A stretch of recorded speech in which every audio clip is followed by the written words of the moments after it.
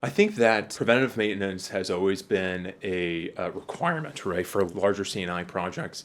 But what we're seeing is that the return on investment for smaller projects is also coming into the fold.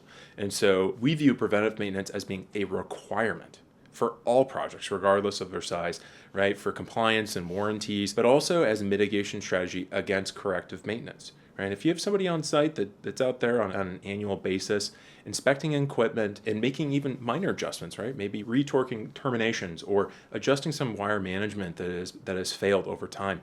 Those things they can be proactive in the sense that maybe at that moment it did not have an effect on production. There was not a signal remotely via the data acquisition system that signaled that something had failed.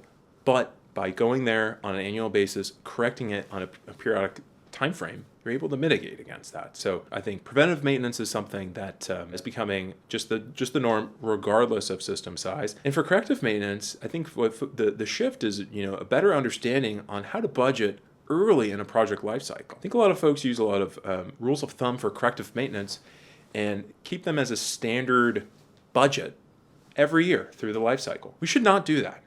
We need to budget more corrective maintenance in the beginning of the project life cycle. Things are going to fail at a higher rate. We're going to identify workmanship warranties at a higher rate during those first 1 to 2 years. We need to budget accordingly. People are understanding that and doing so for future projects.